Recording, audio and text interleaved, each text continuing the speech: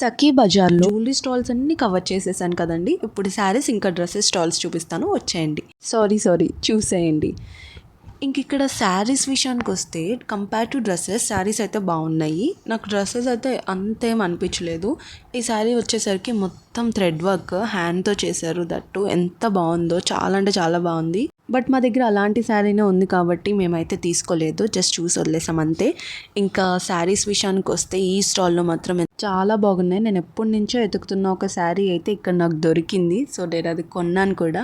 నేను ఈ స్టాల్లో ఏ శారీ కొన్నానో మీరైతే కామెంట్ బాక్స్లో కామెంట్ చేసి చెప్పేయండి. నాకు తెలిసి మీకు ఇప్పటికే అర్థమైపోయిందని అనిపించింది. బట్ నేను 2 కలర్స్ చూసాను. ఆ 2 కలర్స్లో ఏ కలర్ తీసుకున్నానో మీరే కామెంట్ బాక్స్లో చెప్పేయండి.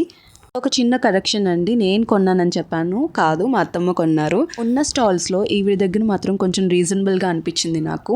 సో అందుకే నాకు మంచిగా అనిపించి ఆ శారీ తీసేసుకున్నాను.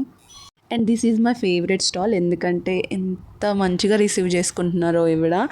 అండ్ ఆల్సో మీరు చూసినట్టయితే డ్రెస్సెస్ అన్నీ కూడా హ్యాండ్ వర్క్ ఎంత బాగా చేశారో. వెస్ట్రన్ డ్రెస్సెస్ అన్నీ కూడా, మీకు ఎవరికైనా వెస్ట్రన్ వేర్ ఇష్టం ఉంటే ఇలాంటి ఎగ్జిబిషన్స్కి రండి. అండ్ బై ద వే నేను ఆవిడది విజిటింగ్ కార్డ్ మర్చిపోయాను, లేదంటే డెఫినెట్గా డీటెయిల్స్ చెప్పేదాన్ని మీకు.